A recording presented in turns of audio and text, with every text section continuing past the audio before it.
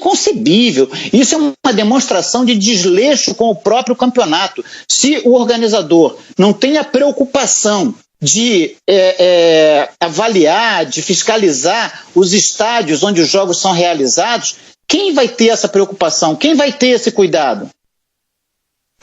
E é curioso, né? Porque público de poltrona, daqui a pouco o público da... É que é o público do Didi, né? O da poltrona, né? É mais ou menos isso.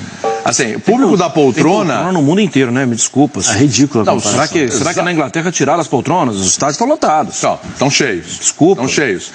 Acho que eu queria... o Álvaro está falando, organização, interesse pelo campeonato, claro, qualidade dos estádios, qualidade das equipes, os horários adequados. Pô, tem jogo 4 horas da tarde. Sofá, né? Você vende o sofá, tem um problema, vende o sofá. Isso, exatamente. No caso do Campeonato Carioca, coloca o sofá. Coloca o sofá, isso. O sofá é um participante ativo. Não, mas hoje para ver um jogo da poltrona, eu vou ver o City, eu vou ver o Chelsea, eu vou ver o Barcelona, eu vou ver o Paris Saint-Germain. Isso aí eu vejo da poltrona, porque não dá para deslocar lá para ver o jogo no estádio. Se pudesse, iria. Mas esse tem que ser o público da poltrona, o público do futebol internacional. O PSIT. Né? O PSIT.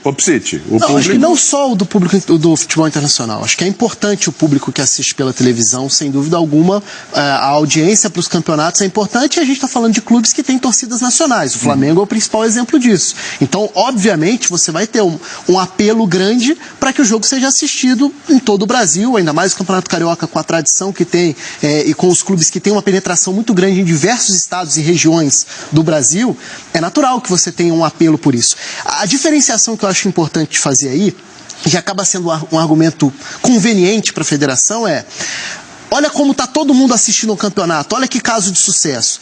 A diferenciação que eu faço aí é bem simples. O campeonato é péssimo. O cara que está assistindo, o interesse dele pelo campeonato é zero. Ele quer apenas ver o time dele. O time dele, e aí poderia ser o time dele em qualquer competição.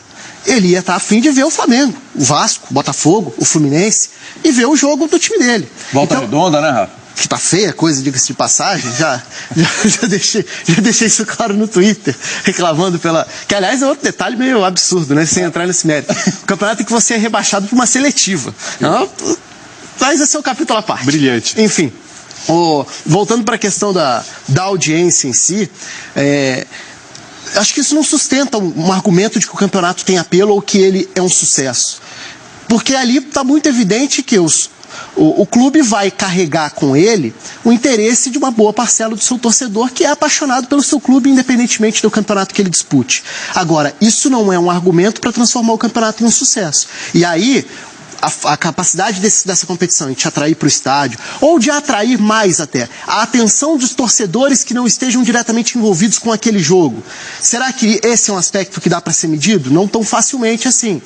Mas o torcedor que não está, ele está interessado em ver o jogo do campeonato que não seja do time dele? Acho pouco provável no campeonato estadual. No campeonato brasileiro você já sobe essa parcela, porque é um campeonato com uma qualidade maior, que te atrai, que te motiva mais a assistir. Então acho que tem vários pontos aí. E a questão o campeonato paga para o clube um valor maior do que patrocínio master e tudo mais.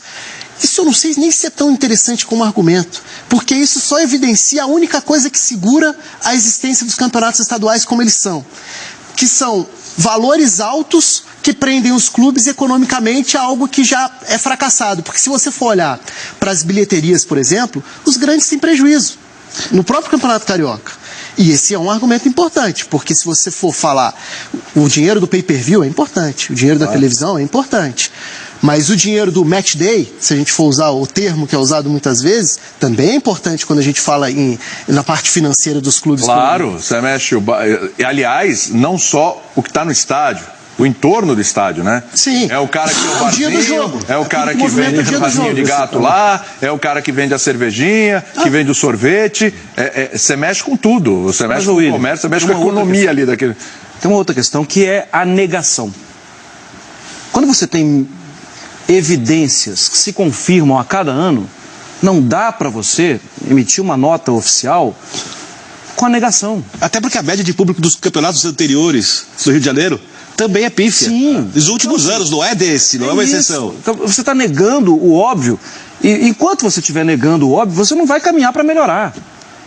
É uma atitude de vida. Enquanto você não parar para pensar E é claro também que tá se defendendo, ele está defendendo o campeonato, vamos ser claros. Sim, e é claro também que eu não É autodefesa, ele está defendendo o torneio que... A bobagem que ele faz. A bobagem que ele faz. É claro que eu não sou tolo, né, assim, de falar, eles vão ali fazer uma confissão de culpa. Não. Mas quando elencam motivos, aí assim, está perdido. É um produto perdido. Sim, sem dúvida. Se precisar ficar apontando sofá, bilheteria, não sei o quê, cara, a estratégia da negação é uma gestão equivocada. O que eu acho interessante, o Álvaro tocou nisso, mas é uma coisa que a gente sempre vem batendo, especialmente quando nós escutamos os treinadores, né? O calendário é ruim, é um jogo atrás do outro e tal, mas são os dirigentes que são os responsáveis por isso. Você não vê um dirigente, você não vê um presidente falar sobre isso. Você não vê um presidente falar, não, realmente a média está... Você não vê nada.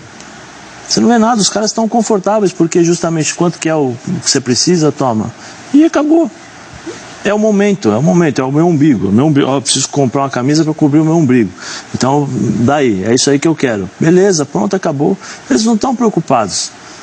Na verdade, realmente, os presidentes dos clubes, eles estão um pouco se lixando. Eles não fazem o futebol para o torcedor ou para o clube, eles fazem o futebol para eles. Porque a vaidade, muitas vezes, entra nesse... É a prioridade do presidente. Eu fiz, eu faço e vou fazer. Só como? Não tem, é difícil. Não, se a gente seguir essa tendência, é o seguinte, se for fazer estádio agora, você não precisa mais fazer estádio para 40, 50 mil pessoas. Atenção. Faz um estádio ali para 10 mil pessoas, com uma estrutura excelente para a TV, negócio espetacular para a TV, e pronto, está resolvido. Mas, William, põe ali, vai estar sempre cheio e a transmissão vai ser espetacular. Lembra que nós conversamos aqui, o Álvaro, que vive isso no dia a dia lá, pode completar a informação. Lembra que nós conversamos quando o Flamengo decidiu que ele teria a Ilha do Urubu, né, como sede? Nós falamos, vai ser uma coisa muito especial e importante para o Flamengo, porque aí ele vai aprender a administrar, a gerir, a fazer dinheiro com o estádio. Sim, sim. E o que nós vimos nas rendas do Flamengo ano passado? Sim. E outra coisa, hein, Zé? E aí só completando. E não sei se é uma mudança que vem acontecendo e a gente não para muitas vezes para pensar, porque é legal, você tem jogo segunda, terça, quarta, quinta, sexta, segunda, terça, quarta, quinta, sexta. O que acontece? A gente está tendo uma mudança de cultura na forma do futebol, de enxergar o futebol, que acho que daqui para frente, né, não sei quanto tempo, não sou adivinho, mas provavelmente nós teremos um futebol de televisão. O futebol de futebol na televisão você tem que ter o estádio cheio para atrair. Não, mas lógico, é muito mais interessante. Mas é isso que eu estou dizendo, é uma equação que você jogou bola, cara. Entendeu? Você jogou bola. Difícil. Como é que é você entrar num estádio, uns 50 mil pessoas gritando o teu nome, ou gritando contra você e tudo, enfim. E como é que você entrar num estádio, você jogador chega, olha, você escuta o cara gritando, pipoca, pipoca, pipoca, ecoando pelo estádio lá, olha, milho, milho. E quando você escuta a sua mãe, valeu, filhão, aí acabou, né? Aí acabou. Uma arquibancada argentina é uma atração para qualquer jogo de futebol. Uma arquibancada argentina numa final de Champions League tornaria a final muito melhor do que ela será, simplesmente pelo ambiente dentro do estádio. Exatamente. Isso não é uma coisa que pode ser desprezada no futebol. O futebol, ele tem alma. O futebol, ele tem a paixão. O futebol tem som. Futebol tem cara. Futebol não é só a jogada dos jogadores. Limitar o futebol ao que os atletas fazem, para mim, é uma coisa muito pequena. Tá? Futebol é uma coisa para mim muito mais ampla. E você assistir com todo o conforto que você tem, pipoquinha, né? Quem toma cerveja, quem bebe lá, os tremoços, os pestiscos e tal, beleza, é um ambiente. Pestiscos? É um ambiente, mas eu convido a todos, vão assistir um clássico com o estádio lotado, Corinthians e Palmeiras. É assim que você forma os torcedores. Flamengo e Vasco, Flamengo e Fluminense. Vai lá, leva teu filho. Nunca mais teu filho vai esquecer aquilo. Sim. O importante é você pensar em formas de conseguir trazer de volta esse público para o estádio. Você não pode atestar isso e falar, pô, realmente está bem ruim, mas a televisão está ótima e tudo mais. E aí a gente pode pegar exemplos de outros lugares. Não estou falando que é exemplo certo ou errado não, só para citar exemplos de campeonatos que são referências no planeta, mas que têm os seus mecanismos. Podemos gostar ou não. Exemplo, na Espanha, o clube é multado se tiver o estádio vazio na parte da arquibancada que é mostrada na televisão. O Celta na temporada passada foi multado porque não teve um percentual alto na parte que é mostrada pela câmera principal. Na Inglaterra, por exemplo, a Inglaterra não transmite os jogos do campeonato inglês no seu principal horário do sábado, porque é proibido no país a transmissão dos jogos locais naquele horário. Então você tem um acesso menor aos jogos. A gente aqui tem mais facilidade para ver todos os jogos da Premier League do que na Inglaterra. Então tem algumas restrições de horários e tudo mais, tentando motivar essa questão de ir ao estádio. Não gosto dessas ideias, só para deixar claro. Sim. Mas são... assim, aquela coisa, tem que pensar. Você vai sugerir ideias. Um passo para frente e não um passo para trás. Ô Marra, passa a bola lá pro Álvaro. Tem uma pergunta pro Álvaro. Álvaro, a gente tem destacado aqui a iniciativa de Cruzeiro e Atlético, né? Que fizeram pacotes no Campeonato Mineiro, pegaram a tabela, falaram, vamos jogar 5, 6 vezes em casa, vamos fazer um preço bem barato do ingresso, e o Mineirão e o Independência têm ficado com públicos interessantes. Os clubes cariocas, antes do campeonato começar, se mobilizaram nesse sentido. E aí eu sei da dificuldade, que é a dificuldade do estádio. Mas teve alguma movimentação nesse sentido, Álvaro? Não teve, Mário, não teve. Tudo é decidido em cima da hora. Não há nenhuma proposta de fazer um evento que marque a abertura do campeonato. A gente vê isso no Campeonato Paulista, né? O jogo de abertura do campeão do ano anterior tem sempre uma cerimôniazinha ali de abertura, por mais simples que seja, mostra que há uma preocupação da federação com o evento que ela organiza. No Rio de Janeiro não existe isso. Você começa um campeonato numa terça-feira à noite, sem o menor atrativo para o torcedor, com equipes ainda se remontando, equipes que colocam não mais o time reserva, mas a gente viu o Fluminense estrear no campeonato estadual como equipe sub-20 praticamente, porque priorizou, vejam vocês, o Fluminense priorizou a Florida Cup ao campeonato estadual. É um erro do Fluminense? Acho que é um erro de planejamento, mas isso só mostra o quanto essa competição vem sendo desvalorizada ano após ano. Todos nós achávamos que a administração do Eduardo Viana, que terminou em 2006 com a morte dele, era o que de mais nocivo podia acontecer com o futebol carioca. E a administração do Rubens Lopes, perto da do Eduardo Viana, é muito pior. É como se o futebol carioca, que já estava no fundo do poço naquela ocasião, tivesse chegado ao pré-sal.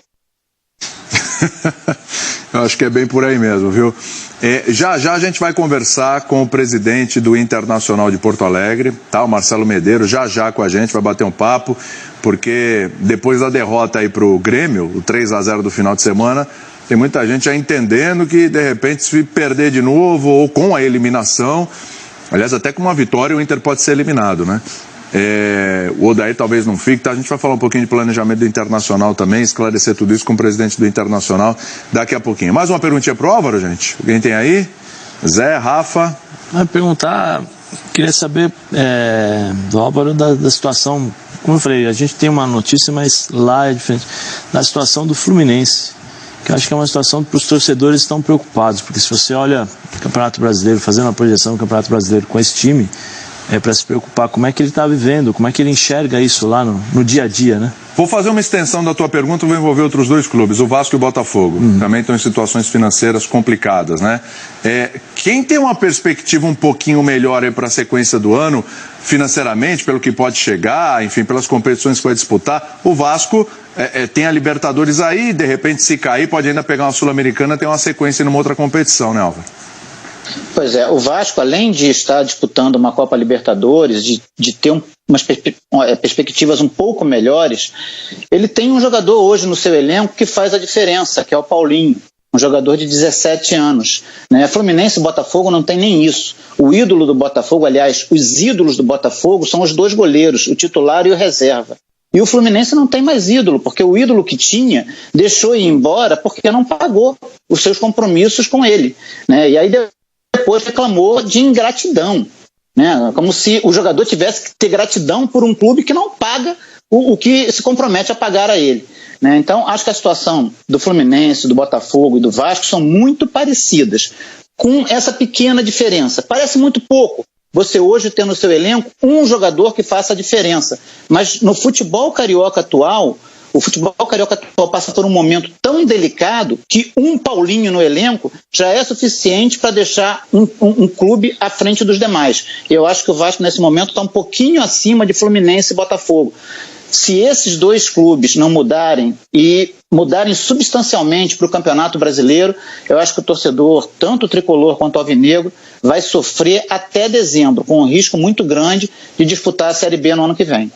Faz o seguinte, Álvaro, explica pra gente as semifinais na Taça Rio, o que pode acontecer pro Campeonato Carioca. Vai lá, vai.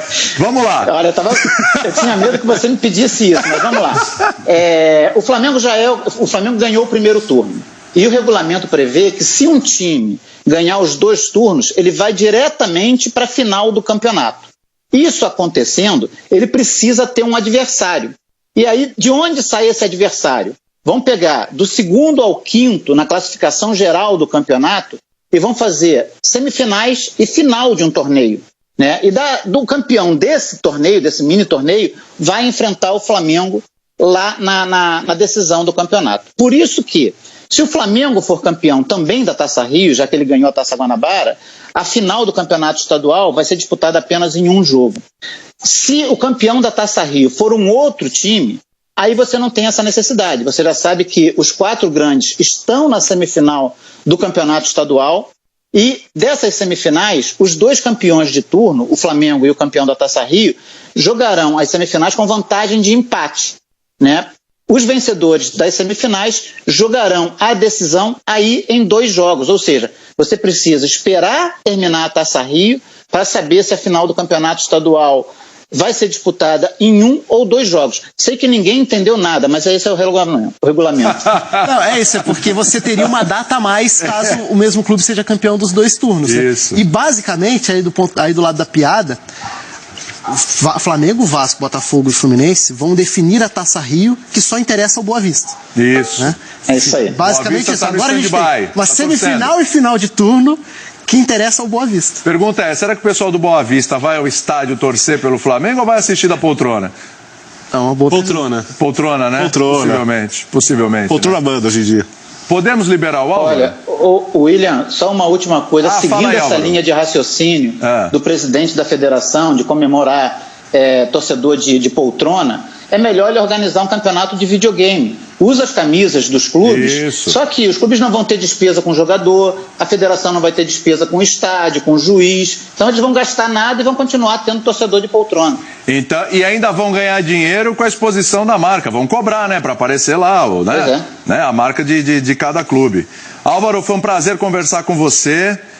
Vamos abusar de você mais vezes, viu? Foi muito bom, obrigado, viu? Fiquem à vontade, sempre que quiserem, foi um grande prazer conversar com vocês. Um grande abraço a todos. Maravilha, um abração. Tá aí o Álvaro batendo um papo com a gente. Agora o papo é com o presidente do Internacional, conforme eu prometi. A partir de agora, Marcelo Medeiros está por telefone para conversar conosco a partir de agora nesse Bate-Bola Bom Dia. Seja bem-vindo aqui ao programa, Marcelo. Obrigado pela audiência, por participar aqui com a gente nesse Bate-Bola Bom Dia de hoje. Bom dia, Williams. E em teu nome eu cumprimento todos os participantes dessa bancada. É um prazer falar com vocês. Marcelo, não tem como fugir desta pergunta nesse momento, porque é o que se fala aí desde domingo. O Odair já perdeu 3 Grenais. E eu falei